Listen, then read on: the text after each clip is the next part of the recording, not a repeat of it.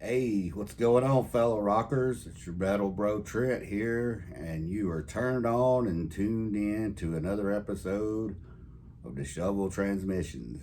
Tonight, I want to lay some freaky shit on you guys. A band I've been digging on lately, from a dark place, is where they claim they're from.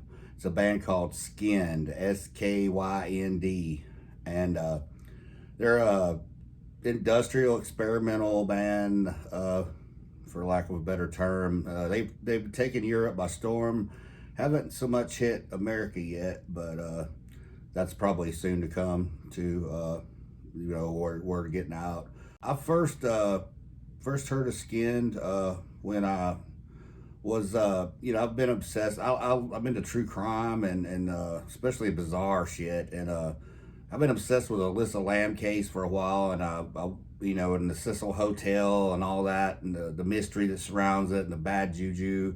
And there was a Netflix special about it recently. I think it was called like Vanishing at the Cecil Hotel, which is Cecil Hotel's at 640 Main, in Los Angeles, California. It's on Skid Row, the bad part of town where just a lot of bad shit goes on.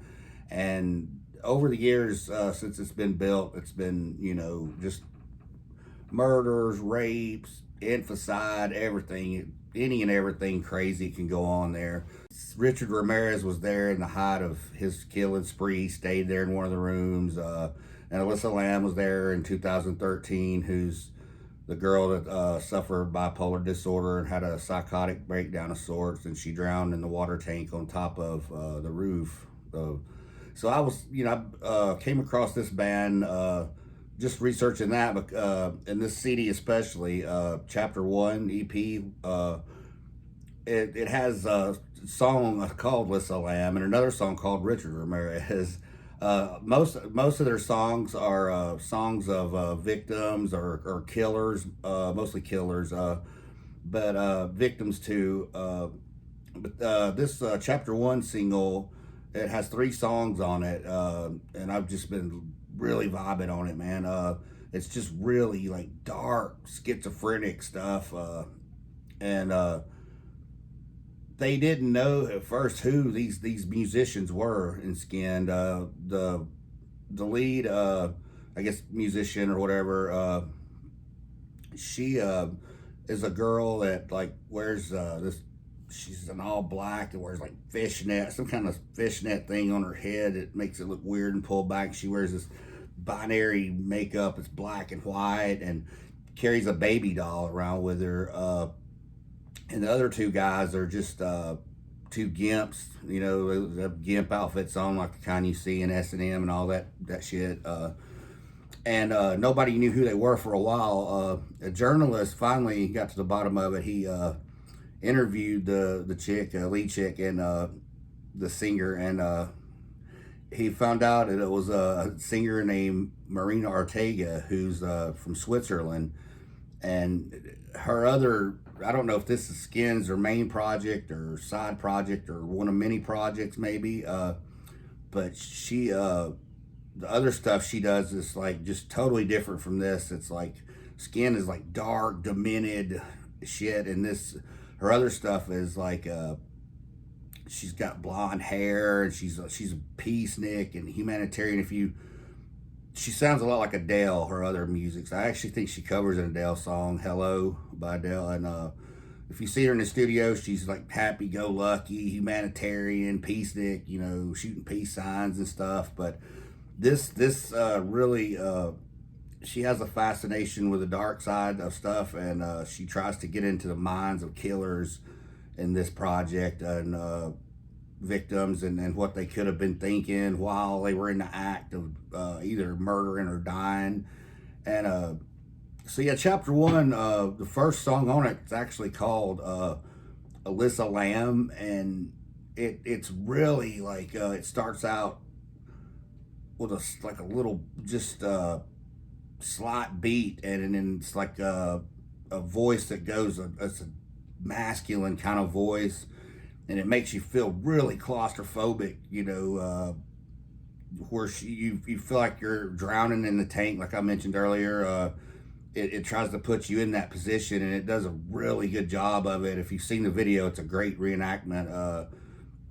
They think conspiracy theorists think Alyssa Lamb was playing the elevator game, which is a myth. Like, I think it goes something like if you get on an elevator, push 426 351, like you go to a certain floor and you see something that looks human but it's not human, and you shouldn't talk to it or interact with it, and then the doors will close, and if you do it right, you'll end up on the top floor and into a different realm, a supernatural realm of some sort. So that's the myth behind it, and they think that's what Alyssa was doing, and they actually, the supernatural conspiracists think that she actually entered that realm, but most people think it was her bipolar, she wasn't taking her medicine. But anyway, this song is it captures that really good. That even the chorus is like, or the build up to the chorus is like 426 351, told you not to play my game, and then it just kicks in like the panic and the horror, and it's a really intense song. The second track, Gary Heinrich, who was a serial killer from Philadelphia. It features Jonathan Davis, for you Korn fans out there, and it's more aggressive song. It's kind of like, reminds me of early Skinny Puppy stuff that I've heard. I'm not an expert on Skinny Puppy, but the early stuff I've heard by him back when I was younger, it reminds me a lot of that. Especially, the chorus, the dog food looked good enough to eat, good enough to eat. And what that refers to is when Gary Heinrich was trying to cut one of his victims up. He couldn't, he was having trouble doing it. So anyway, he cut off one leg, put it in the stove, something else put it in the freezer, and boiled the head or something. And he was feeding them to the women in his house of horrors that he had going on in his basement, where he was raping them, torturing them, killing them, executing them, you name it. Really sick fucking guy, and he's a sick individual. And that was really a good song too. Gets you into the mind of that, and the mindset, which is freaky as hell, man. And then the last and final track was one of my favorites. I mean, it's a really good beat. It's awesome as hell. Richard Ramirez is the name of the track. It starts out kind of like a ballad. It builds up, and it starts out like real feminine, Jenny, open your window, or something like that. And I think that's in reference to Jenny Vicon, the first elderly lady he killed as he was becoming the Night Stalker. It goes into his head too. Like he had a cousin who influenced him and said, who was in Vietnam, and he said, I've been to war. Life's yours for the taking, and he pretty much made him believe that life meant nothing much. It's just yours for whatever you want to do with it. Take it, do whatever, and it goes into that the lyrically, and I'm trying to remember some of the lyrics that says killing is sex, the demon is alive, and just all the crazy shit Ramirez. And it really gets pretty close to, close as you can get, I guess, in his mind without talking to the guy himself, which is impossible now since he's dead. But yeah, this album really, really is freaky. I love it. Marina Ortega is amazing. She's the screams that she puts into this, where the victims, and Richard Ramirez especially, the one I'm thinking, and the backwards part, and Alyssa Lamb, where you can feel the panic attack she probably was having as she was dying in that water tank, which is just saying pretty much the first chorus, I'm slowly dying in my watery grave. And this is really dense stuff, man. I mean, like, I'm glad they're releasing all their stuff in EP form, 3-song form, because in my opinion, I mean, it's not something I'd listen to like, all the way through, because I want to get the full effect of each song, and each song is just full of like artistic demented, it's schizophrenic, it's psychotic, the sounds, the lyrics, everything. I'm not sure if it would be for everybody. I don't know if, if you're into like experimental industrial, death disco, that's the best way I know how to describe it. You'll probably like the music, but even not, I mean, if you're into the morbid fascination of serial killers, if you have a morbid fascination with those guys, it's just it's worth checking out for that. So yeah, I really dig it, but some people will, some people won't. You like what you like. So yeah, that's I just wanted to share that with you guys tonight, man.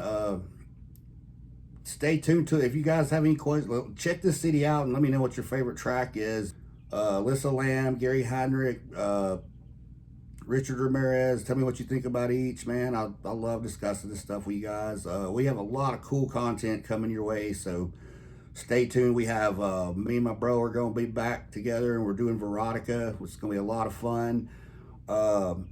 We got the Metal Bros doing Death Angel Top 10. That's going to be a killer time too. Just a lot of other stuff coming up. And if you haven't subscribed, smack the subscribe button, man. Don't cost a thing. So, and let us know what you think, man. And we hope to keep bringing you cool shit. And until next time, keep on rocking. Michael, I Joe want you to call her. I've got found out some good news about the graveyard over at Fames, and I want you to call me, okay?